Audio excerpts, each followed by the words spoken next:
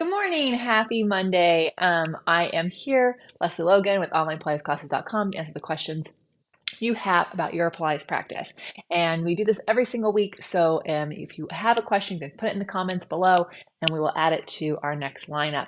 So this question is about getting more an inner thigh connection, um, either using the strap or not using the strap in neck pull. And here's the thing about neck pull. I'm going to show you the exercise just so we're all on the same page what exercise we're talking about.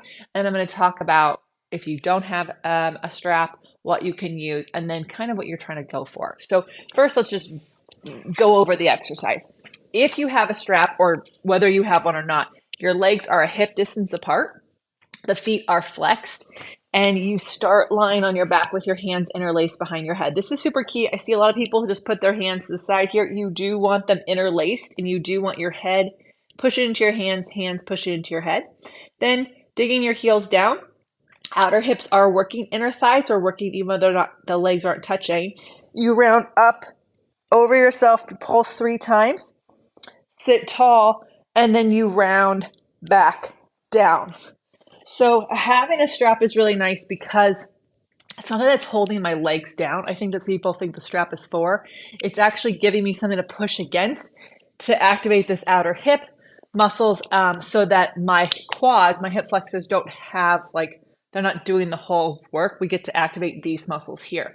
Now, the question about getting more inner thighs, if you have a strap, I always recommend using it. You could still put a ball here, between your legs. The problem is that it's kind of going to be hard to work both the out and the in. So what I would suggest, if you don't have a strap, some days you can use the ball, and then some days you would use a magic circle so that you're training both the outer thighs, and then on other days, you're training the inner thighs, okay?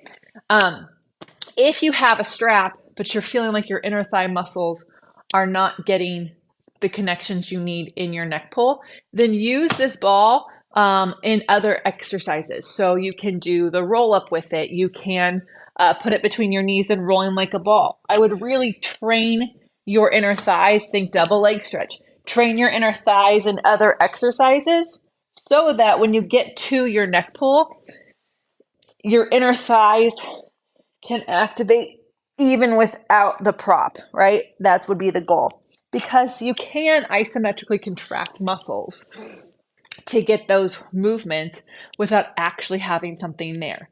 So full permission to not get everything all at once all the time in Pilates and kind of focus on one area.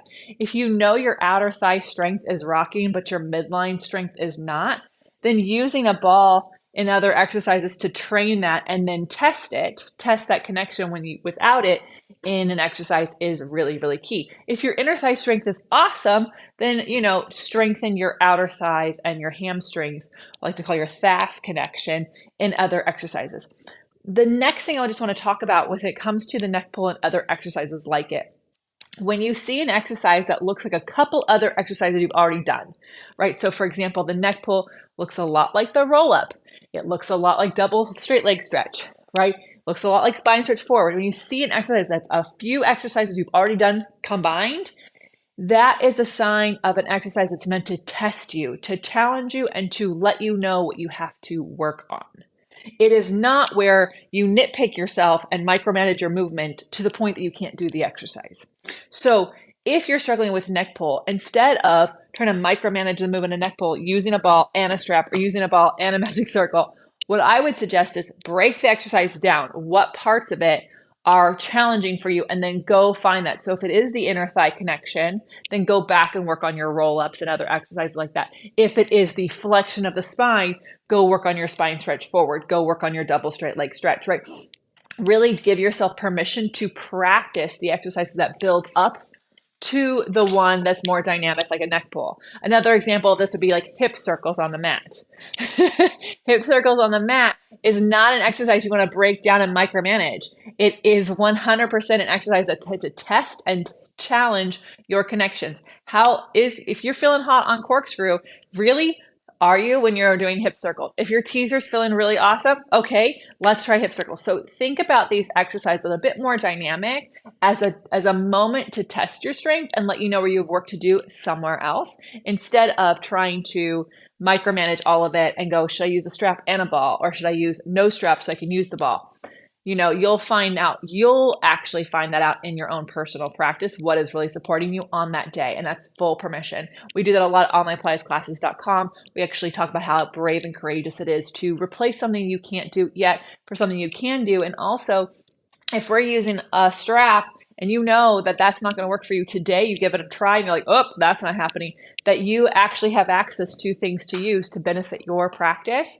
And then the more curious you are, the more you listen to your body, the more you support yourself, the easier it is to do life better. I'm Lesley Logan. Thank you so much for being here. If you have questions you want us to cover, put them in the comments below. Make sure you subscribe to this channel.